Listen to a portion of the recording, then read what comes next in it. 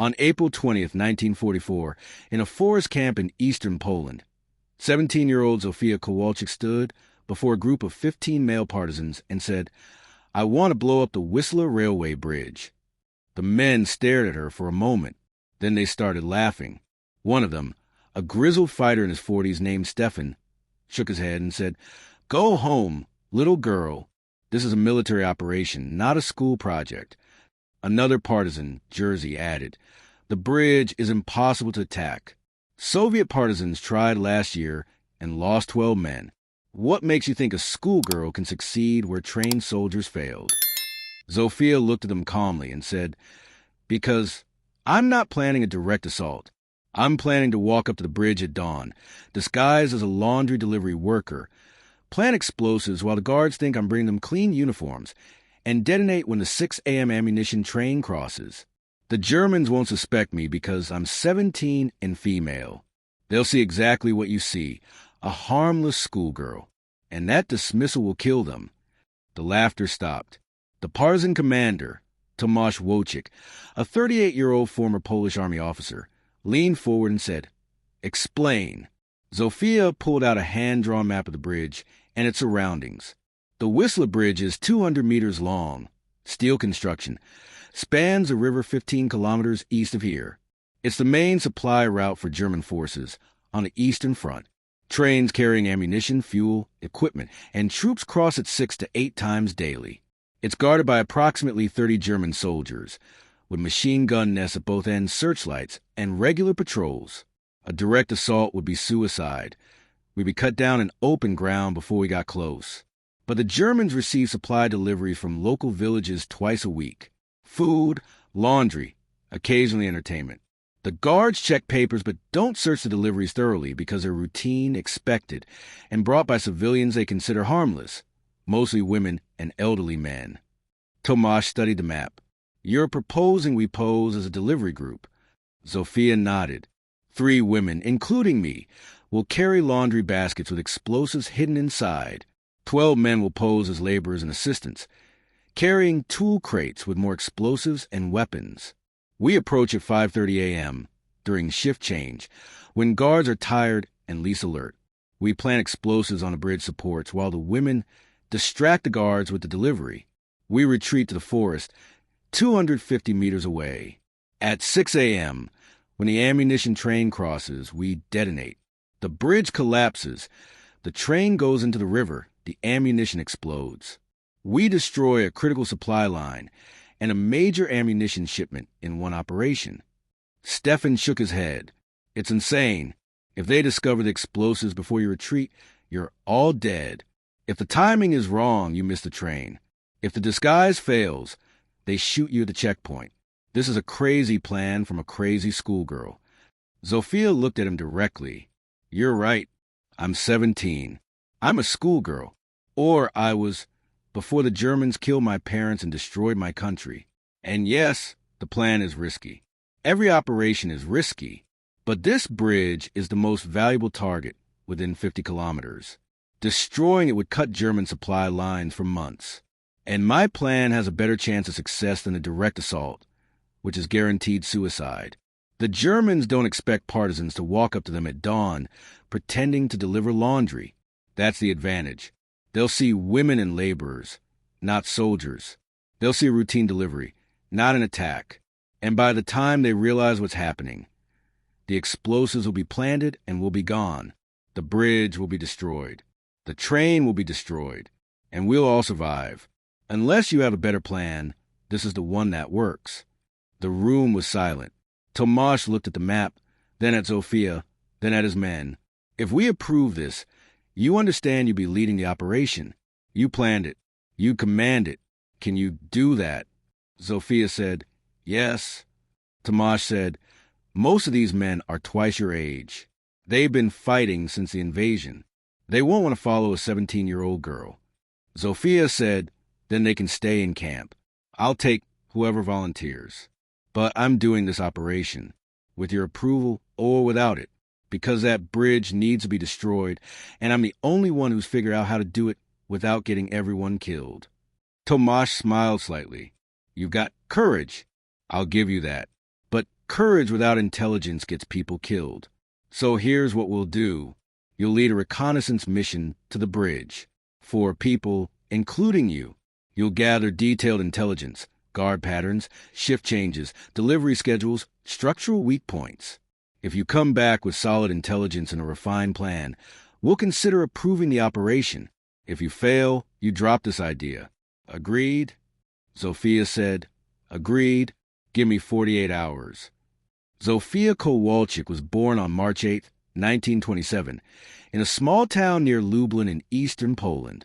Her father, Henryk, was a railway engineer who worked on bridge and track maintenance for the Polish state railways. Her mother, Maria, was a schoolteacher who taught literature and history at the local gymnasium. Zofia grew up in a household that valued education, service, and Polish culture.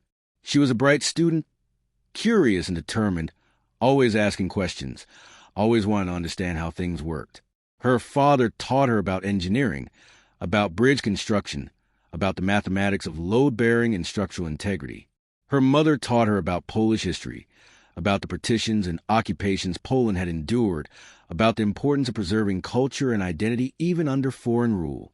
Zofia had a younger brother, Marek, born in 1932, who idolized his older sister and followed her everywhere.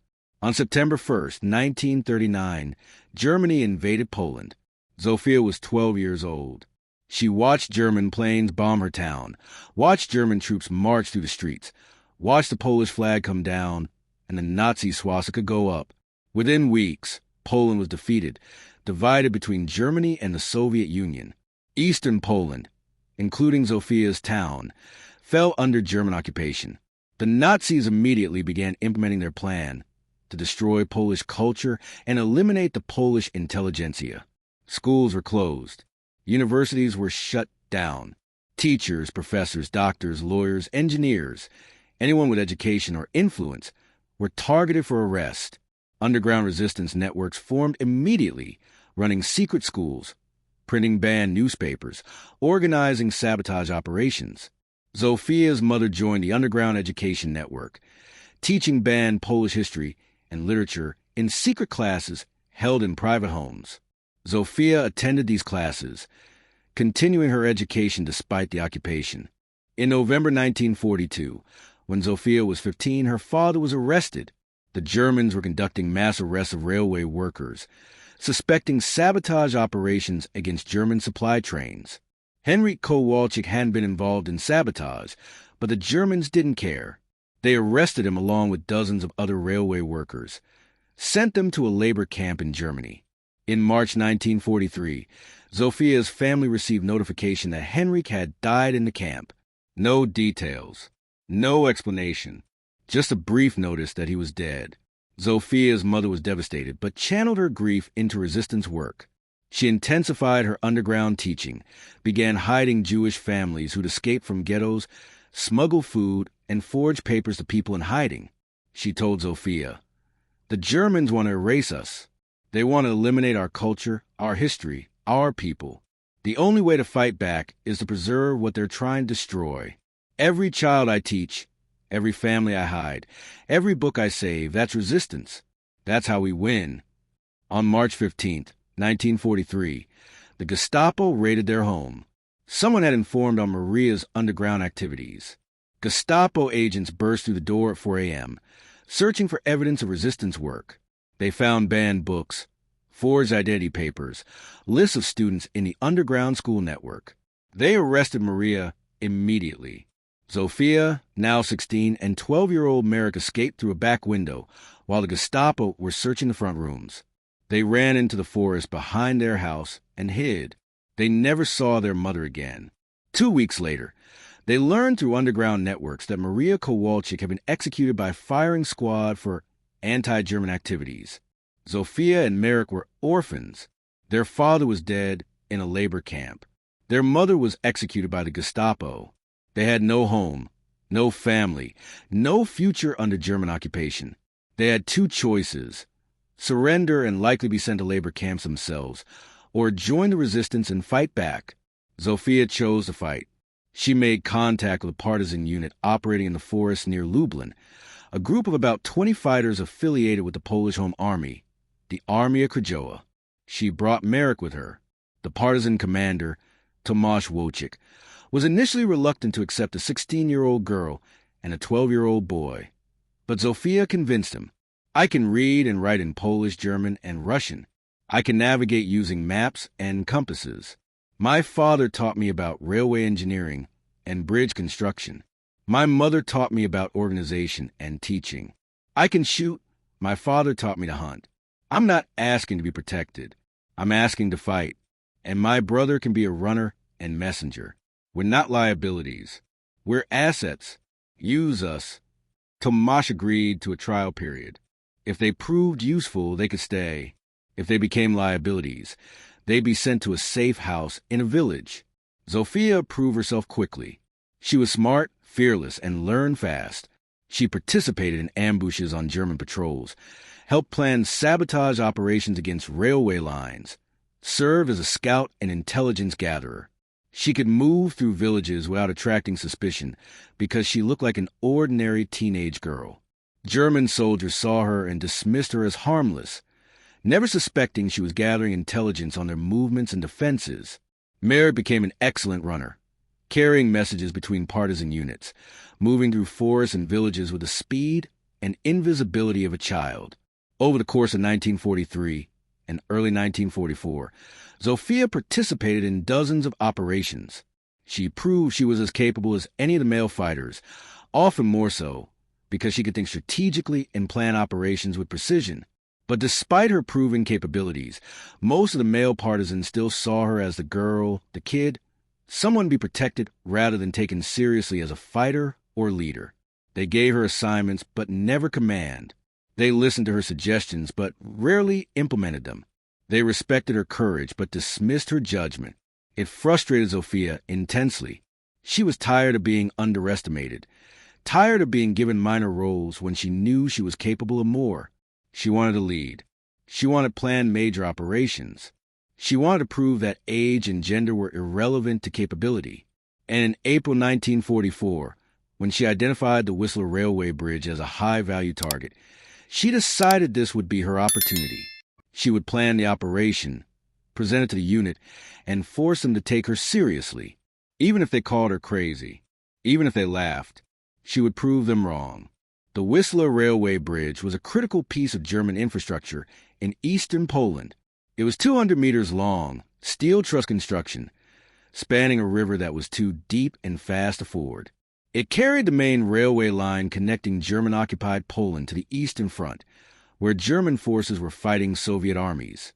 Every day, 6 to 8 trains crossed that bridge carrying ammunition, fuel, equipment, food, and troops to support German operations in the east. Destroying the bridge would cut that supply line, forcing the Germans to reroute trains hundreds of kilometers to the south, adding days to delivery times and straining their logistics. It was exactly the kind of high-value target that could significantly impact the war effort, but it was also heavily defended. Approximately 30 German soldiers were stationed at the bridge, divided into 2 shifts of 15. There were machine gun nests at both ends of the bridge, searchlights for night security, and regular patrols around the perimeter. The approaches to the bridge were open ground with no cover, meaning any attacking force would be exposed to machine gun fire for hundreds of meters before reaching the target. Soviet partisans had attempted to destroy the bridge in August 1943. They'd tried a direct assault at night, hoping to overwhelm the guards and plant explosives before reinforcements arrived. The attack failed catastrophically. German machine guns cut down the attackers in the open ground. 12 Soviet partisans were killed, and the bridge wasn't damaged. After that failure, the bridge was considered an impossible target. Too well defended, too exposed, too risky. But Zofia had been studying it for weeks. She'd observed it from concealed positions in the forest, watching guard rotations, noting patterns, looking for weaknesses. And she'd found one. The Germans received supply deliveries from local villages. Twice a week, usually at dawn, villagers would bring food, laundry, and other supplies to the bridge guards. The deliveries were routine, expected, and the guards checked papers but didn't search the cargo thoroughly. Why would they? The deliveries were brought by women and elderly men, people the Germans considered harmless and beneath suspicion. That was the weakness. The Germans' assumption that civilians, especially women, were harmless. If partisans could pose as a delivery group, they could get close to the bridge without raising suspicion. They could plant explosives while the guards thought they were receiving a routine supply delivery. And they could retreat before anyone realized what had happened. It was a deception operation, not a direct assault. It relied on the enemy's assumptions and complacency rather than overwhelming force. And it had a much higher chance of success than trying to fight the machine gun nests in open ground. Zofia knew the plan would work. She just had to convince the partisans to try it. And to do that, she needed to gather detailed intelligence that would prove the plan was feasible, not suicidal. On April 22, 1944, Zofia led a 4-person reconnaissance team toward the Whistler Bridge. The team consisted of herself, 2 male partisans named Pyotr and Andrei, and a female partisan named Hannah. They were dressed as civilians, carrying forged identity papers identifying them as residents of a village 10 kilometers from the bridge. Their cover story was that they were traveling to visit relatives in a nearby town. If stopped by German patrols, they'd show their papers, answer questions politely, and act like ordinary civilians trying to survive under occupation. They left the partisan camp at dawn, walking along forest paths and back roads to avoid main routes where German patrols were more common.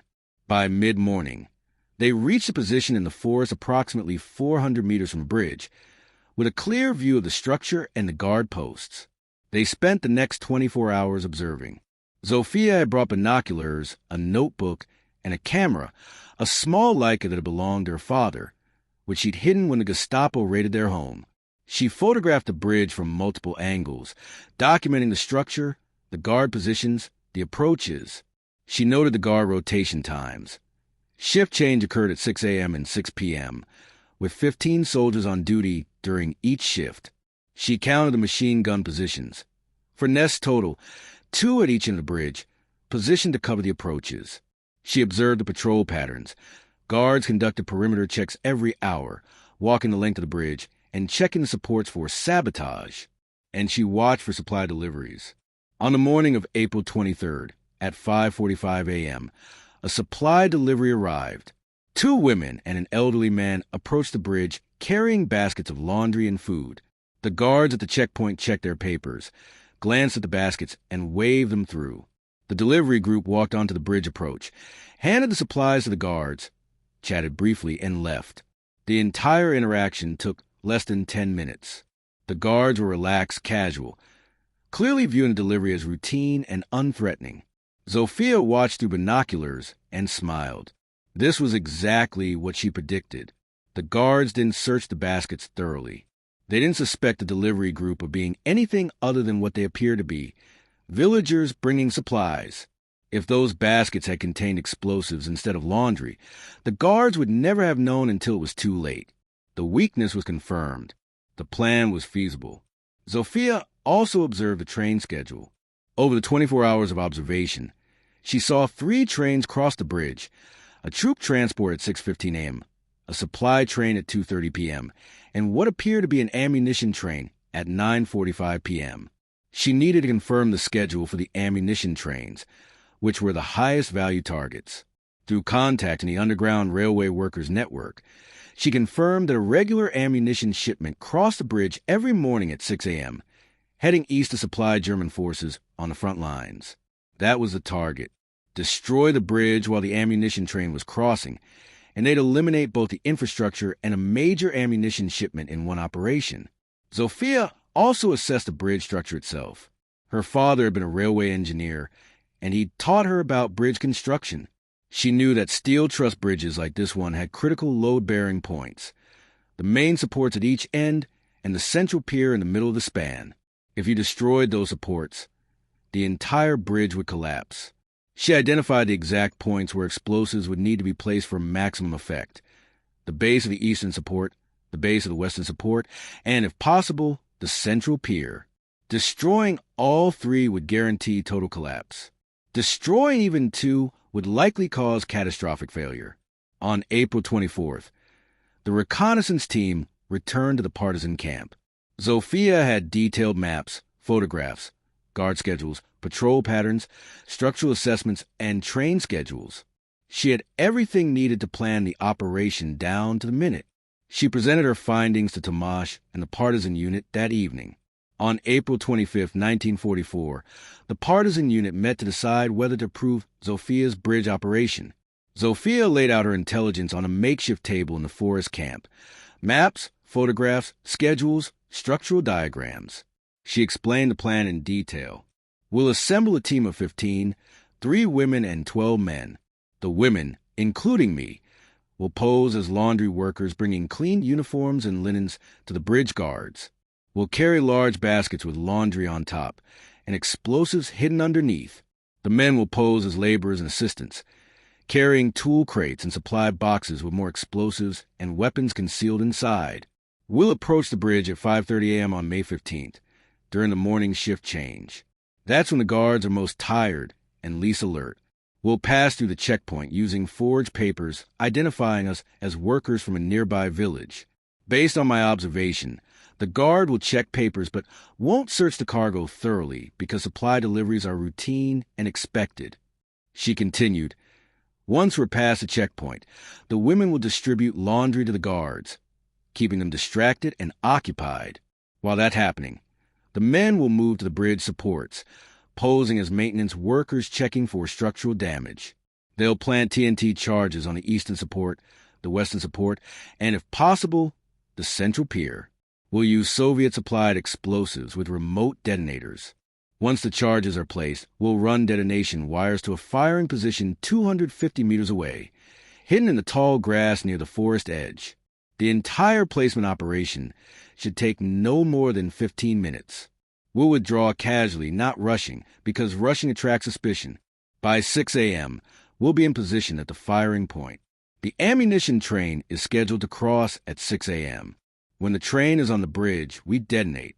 The supports fail. The bridge collapses. The train goes into the river. The ammunition explodes. We retreat into the forest and disperse to a secondary rally point 5 kilometers away. Tomasz studied the maps and photographs. What's the risk assessment? Zofia said, the primary risk is discovery during the placement phase.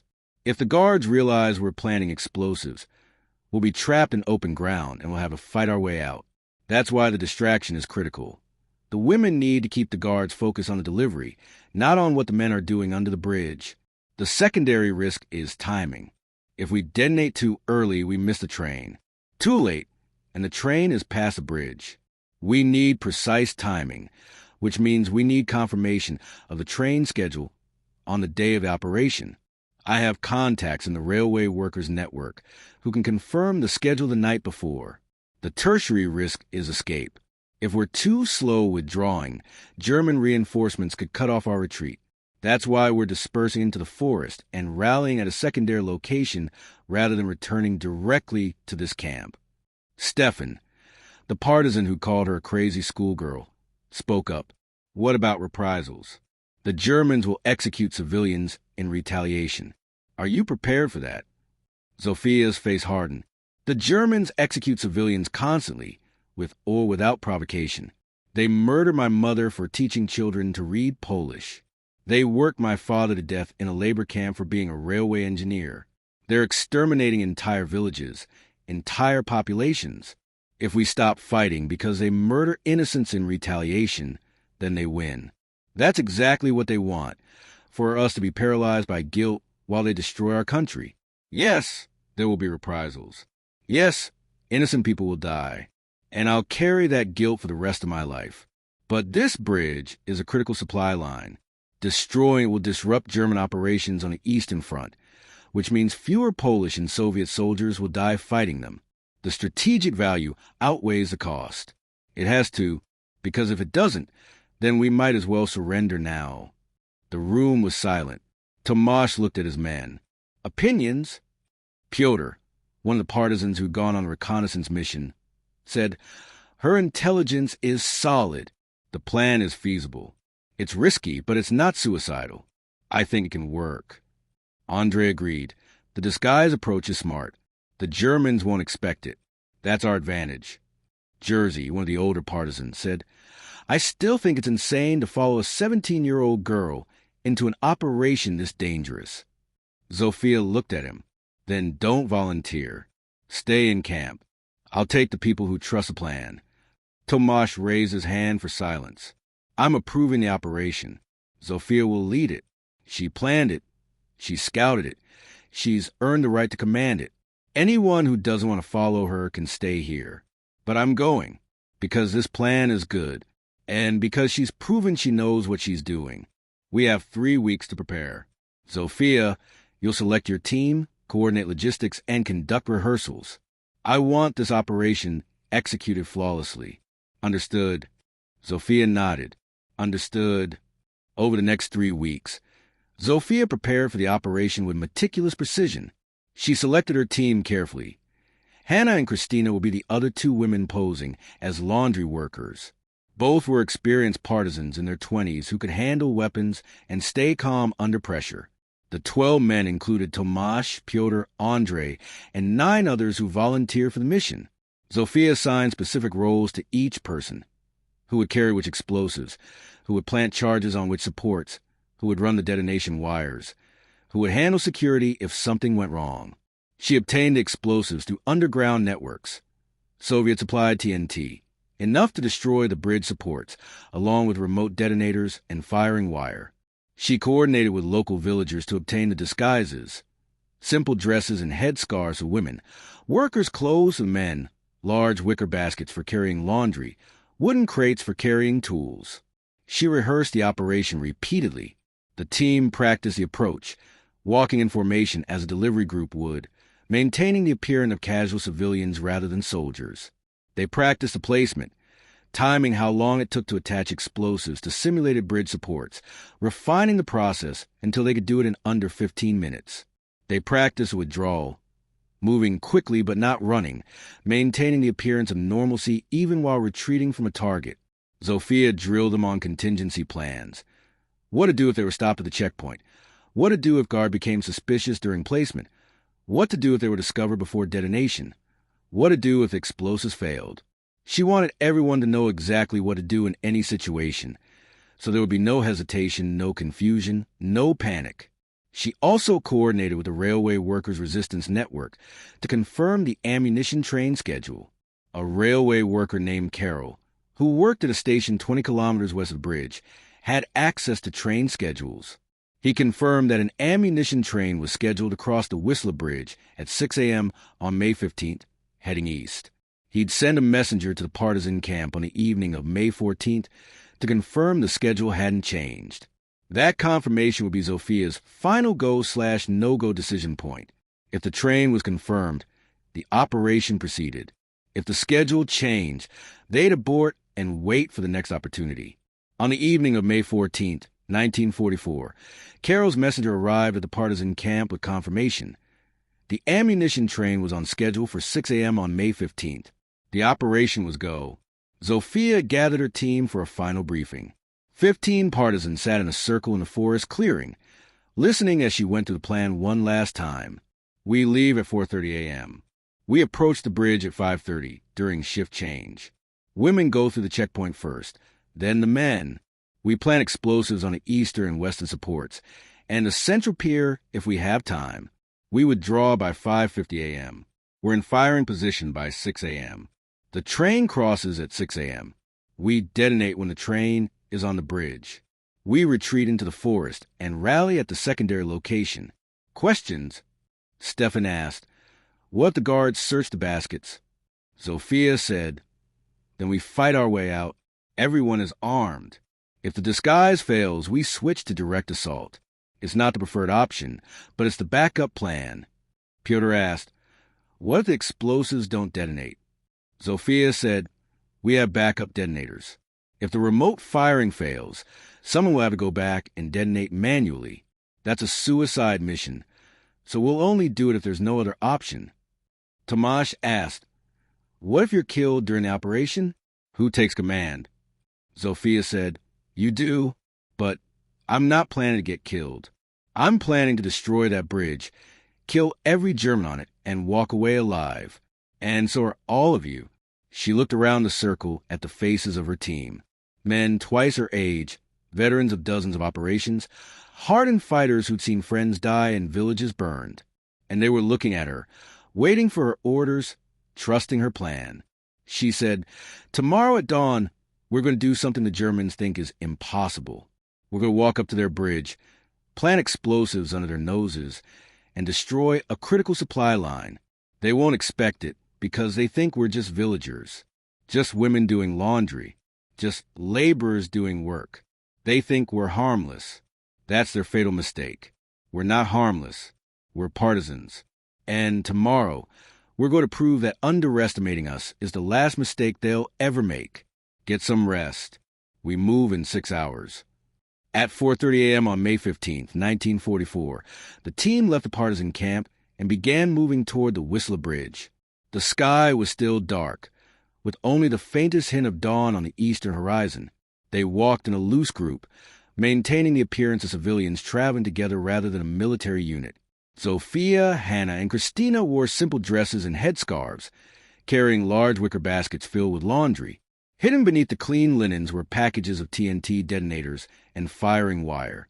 The 12 men wore workers' clothes, rough trousers, worn shirts, caps, and carried wooden crates and tool bags.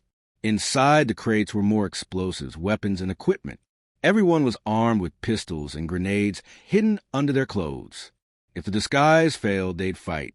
But the goal was to avoid fighting until after the explosives were planted. They walked along back roads and forest paths, avoiding main routes where German patrols might be active. The forest was quiet except for birdsong and the sound of their footsteps on the dirt path. No one spoke. Everyone was focused, running through their assigned tasks mentally, preparing for what was coming. At 5:15 a.m., they reached a position 500 meters from the bridge, where they could see the structure and the guard posts in the growing dawn light. Sophia called a brief halt. She checked her watch, confirmed the timing, and looked at her team. "Remember, we're villagers bringing supplies. Act tired, subservient, harmless. Don't make eye contact with the guards unless they speak to you. Answer questions politely and briefly. Let them dismiss you. That dismissal is our weapon. Ready?" Everyone nodded. Sophia said, "Let's go." At 5:25 a.m., they approached the outer checkpoint, a guard post 500 meters from the bridge, where German sentries stopped and checked anyone approaching the area. A single German soldier stood at the checkpoint, rifle slung over his shoulder, looking bored. He saw the group approaching and held up his hand. "Halt! Papers!" Sophia stepped forward, pulling forged identity papers from her pocket. She handed them to the soldier, keeping her eyes down, her posture submissive. The papers identified her as Anna Nowak, age 19, resident of a village 8 kilometers away, employed as a laundry worker. The soldier glanced at the papers, then at Sophia, then at the group behind her. He saw women carrying laundry baskets, men carrying tool crates, all of them looking like tired villagers doing early morning work. He handed the papers back. "What's your business?" Sophia said in Polish accent and German, "Bringing clean laundry for the bridge guard, sir, and some maintenance workers to check the bridge structure." The soldier nodded, already losing interest. "Go ahead.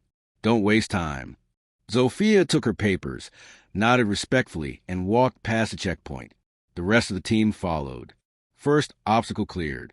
At 5:30 a.m., they approached the main guard post at the bridge itself. This was the critical checkpoint.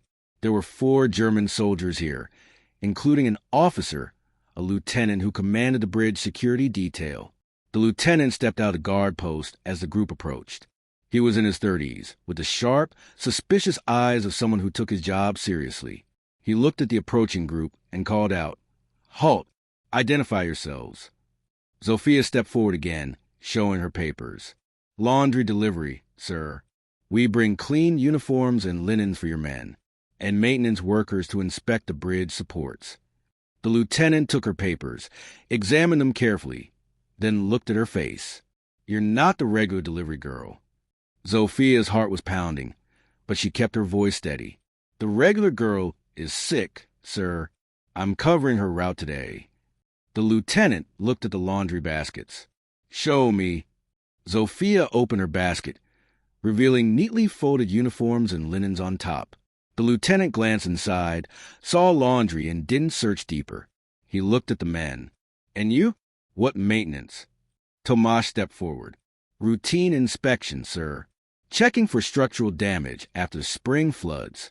The river was high this year. We need to make sure the supports are sound." The lieutenant considered this, then nodded. "Fine. Do your inspection and leave quickly. Don't interfere with my men." He waved them through. They were in. Zofia and the women walked toward the guard post where off-duty soldiers were gathered, preparing to distribute the laundry. The men walked toward the bridge supports, carrying their tool crates and bags. It was 5:32 a.m.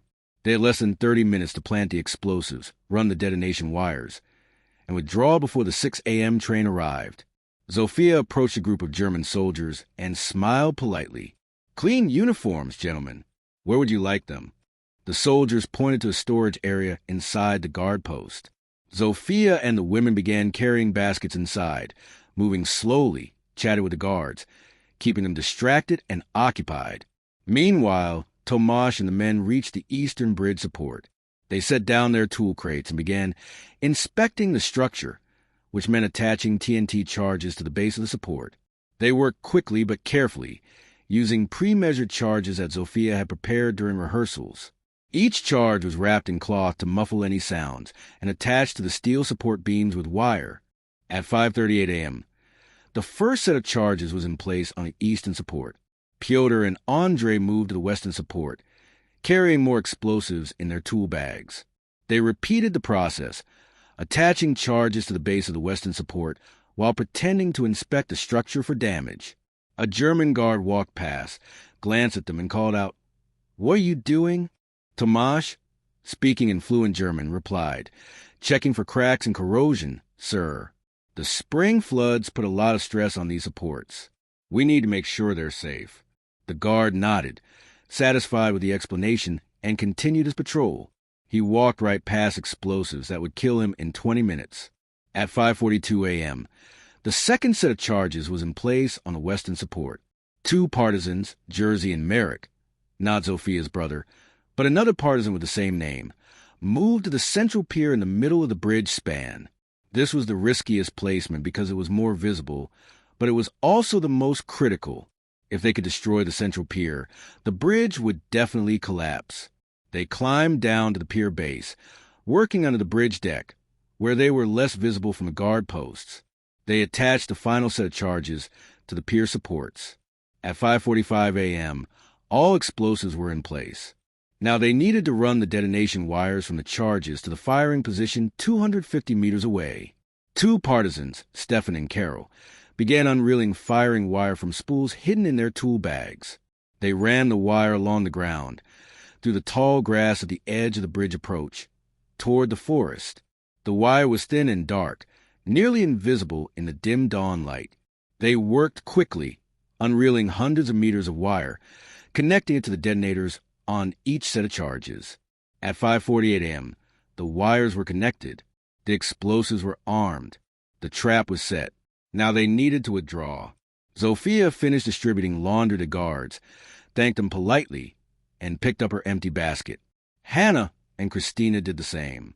They walked out of the guard post, back toward the road, moving casually, not hurrying. The men finished their inspection, packed up their tools, and followed.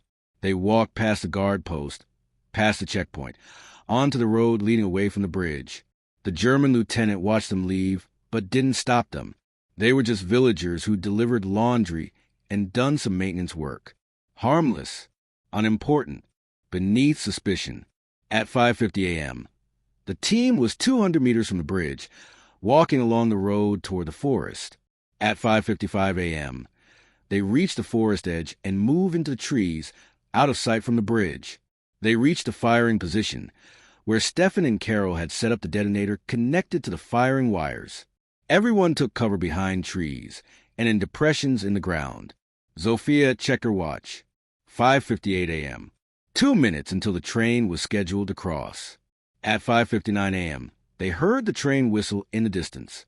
Zofia raised her binoculars and looked toward the bridge.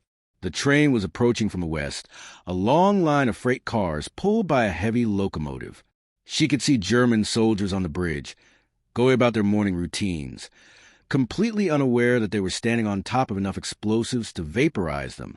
The train reached the western approach to the bridge and began crossing, moving slowly as trains always did on bridges. The locomotive entered the bridge span, then the first freight car, then the second.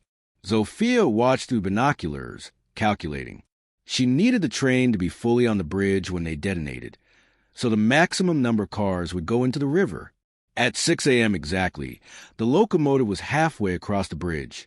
The freight cars, ammunition cars, she could see the military markings, were entering the bridge span.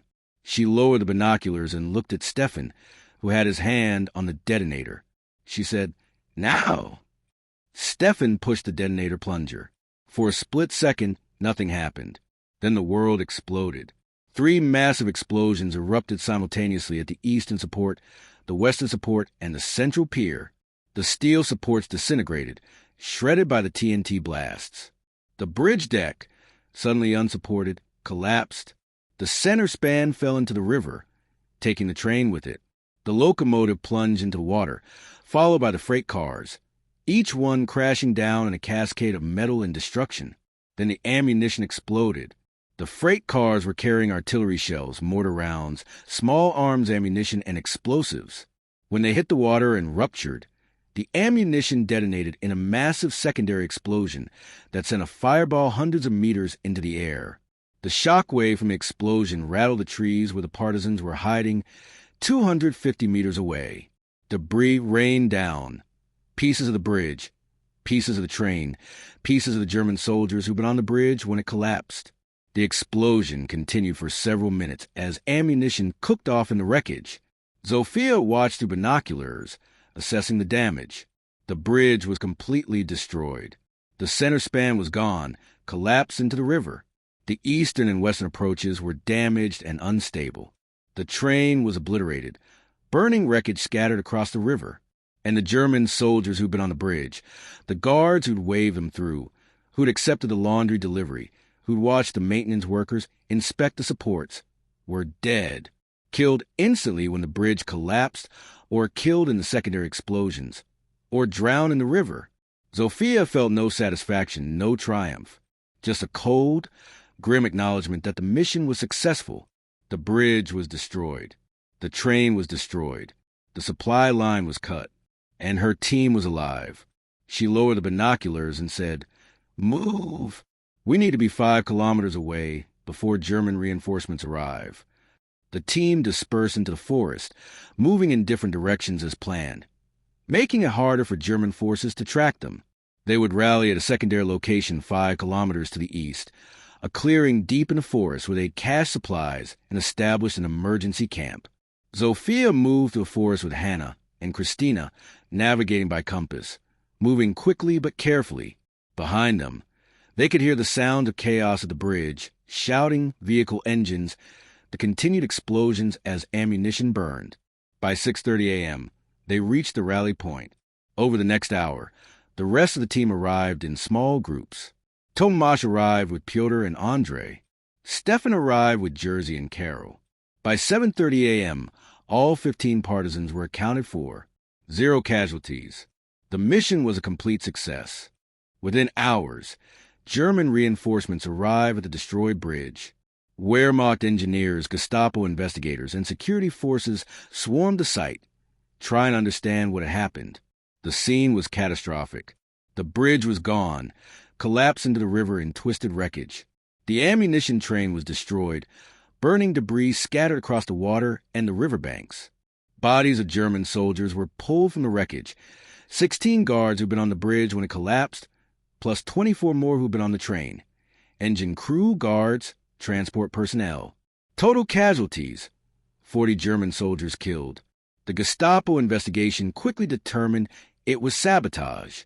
They found remnants of TNT charges, detonation wire, evidence of a coordinated attack. But they couldn't understand how partisans had planted explosives on a heavily guarded bridge without being detected. Then they found the abandoned laundry baskets near the forest edge. They realized the attack had been disguised as a supply delivery. Partisans had walked up to the bridge, posing as civilians, planted explosives while the guards thought they were receiving laundry, and escaped before detonation. The German response was brutal. On May 16th, German forces conducted mass arrests in villages near the bridge. They rounded up civilians at random, demanding information about the partisans who destroyed the bridge. No one talked, either because they didn't know anything or because they knew that talking meant death for themselves and their families. On May 17th, the Germans executed 30 Polish civilians in a public square as collective punishment. 10 civilians for every 3 German soldiers killed, the standard Nazi reprisal ratio. The bodies were left in the square for 3 days as a warning. The strategic impact of the bridge destruction was significant. German engineers estimated it would take 3 months to rebuild the bridge. In the meantime, supply trains had to be rerouted hundreds of kilometers to the south, adding days to delivery times and straining German logistics on the Eastern Front. Ammunition, fuel, and equipment that should have reached German forces in weeks took months instead. The disruption contributed to German difficulties in resisting the Soviet summer offensive of 1944. Back at the partisan camp, Zofia and her team were celebrated as heroes. The male partisans who'd mocked her as a crazy schoolgirl now treated her with respect and admiration. Stefan, who'd been her harshest critic, approached her and said, "I was wrong. You're not crazy. You're brilliant. That was the most successful operation this unit has ever conducted. I'm sorry I doubted you." Zofia nodded, accepting the apology, but she felt no triumph. She was thinking about the 30 civilians who'd been executed in reprisal. 30 innocent people who'd had nothing to do with the operation, who'd been murdered because she destroyed the bridge. Tomasz found her sitting alone at the edge of the camp, staring into the forest. He sat down beside her. "You're thinking about the reprisals." Zofia said, 30 people. 30 people are dead because of what I did."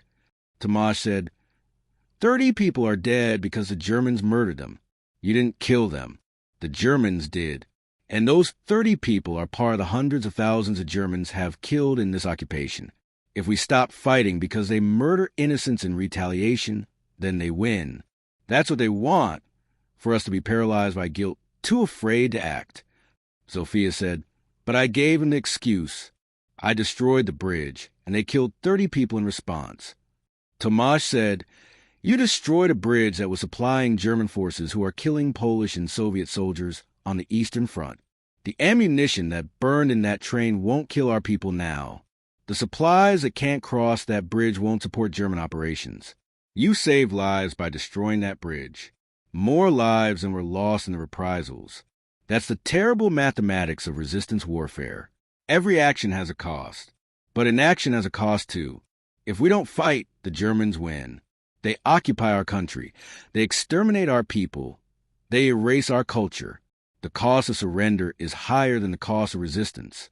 You did the right thing. And those 30 people who died, we honor them by continuing to fight, by making sure their deaths weren't meaningless.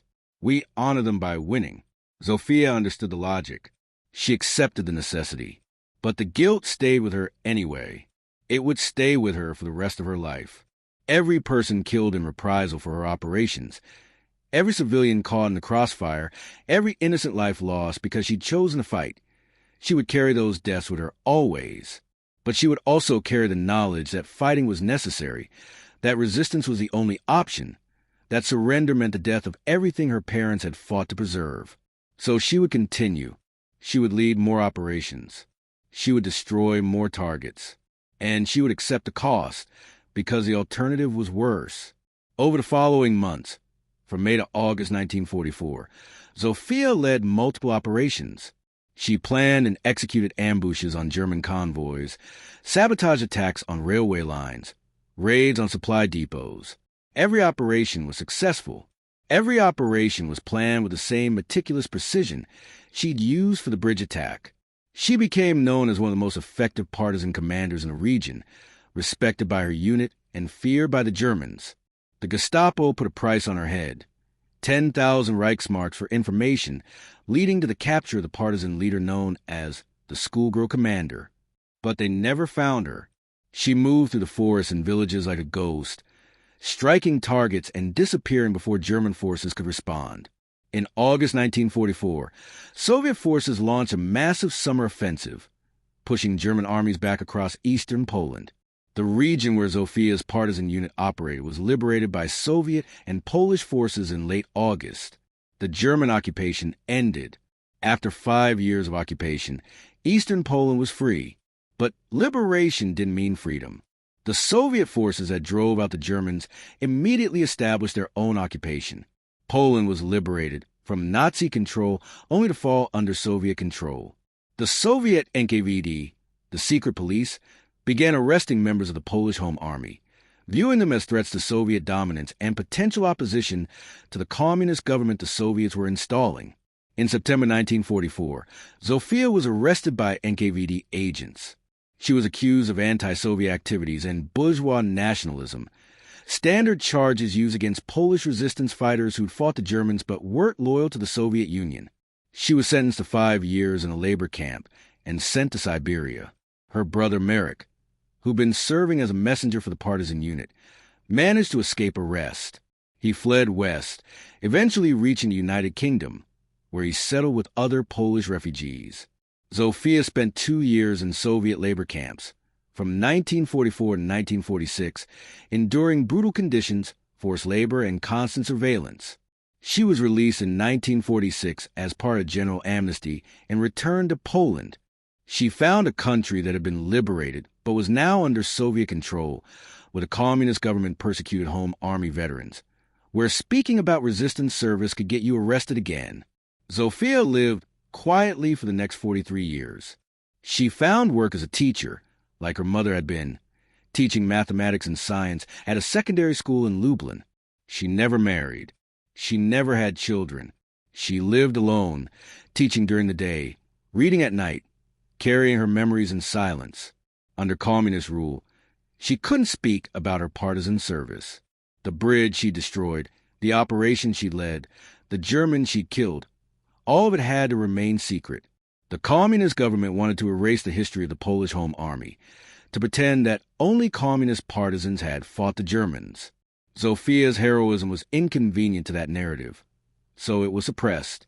She lived as a quiet schoolteacher, and almost no one knew that she'd once been a partisan commander who destroyed a critical German supply line. In 1989, communist rule in Poland collapsed. The Soviet Union withdrew. Poland became independent again, truly independent for the first time since 1939. And suddenly, Home Army veterans could tell their stories. The heroes who'd been silenced for 45 years could finally speak. Historians began researching the resistance, interviewing survivors, documenting operations that had been hidden for decades. In 1990, a historian researching partisan operations in eastern Poland contacted Zofia, now 62 years old. He'd found references in German military records to the destruction of the Whistler Railway Bridge in May 1944, a sabotage operation that had killed 40 German soldiers and cut a supply line for 3 months. He'd found Polish Home Army documents referring to an operation led by a teenage girl known as the Schoolgirl commander. He'd traced the connections and found Zofia's name. He asked if she'd be willing to be interviewed to tell her story. Zofia agreed.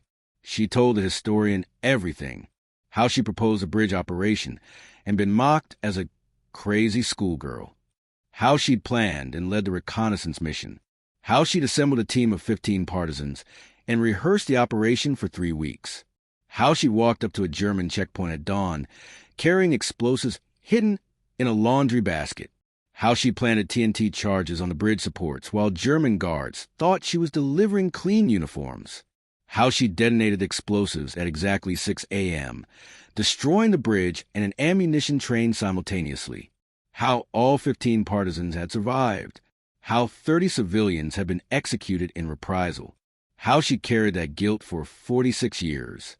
The historian published her story in 1991. It was picked up by newspapers, by television, by historians across Poland and Europe. Zofia became famous, recognized as one of the heroes of the Polish resistance.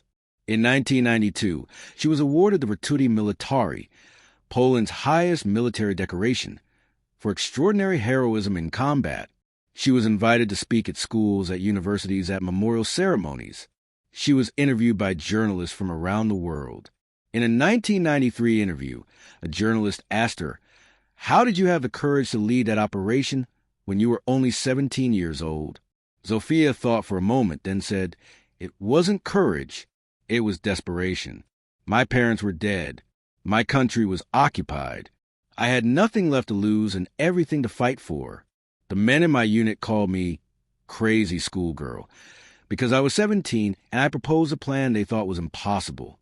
But I wasn't crazy. I was determined. I studied that bridge. I identified its weaknesses. I planned an operation that used the enemy's assumptions against them.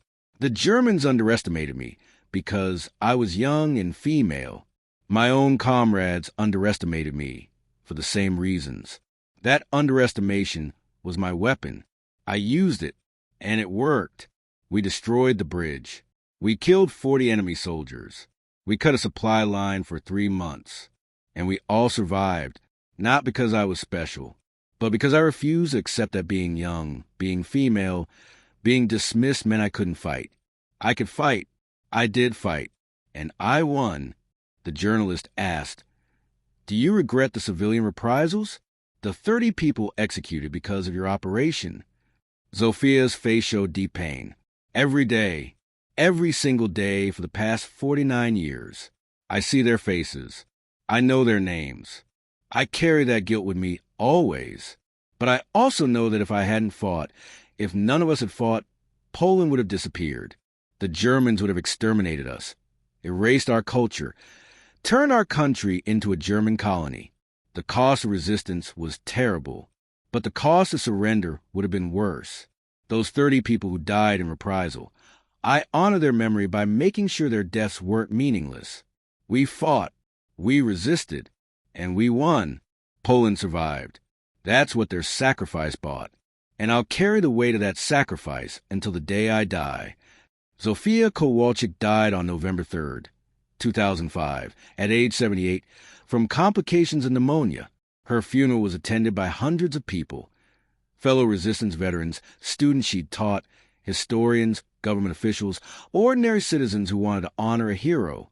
She was buried with full military honors, her coffin draped with the Polish flag, carried by soldiers who saluted a woman who'd fought with courage and intelligence instead of just weapons. At the funeral, one of her former students gave a eulogy. He said, "I was taught mathematics by Pani Kowalczyk for 4 years in the 1970s. She was a patient teacher, thorough, demanding, kind. She taught us about equations and proofs, about logic and problem solving.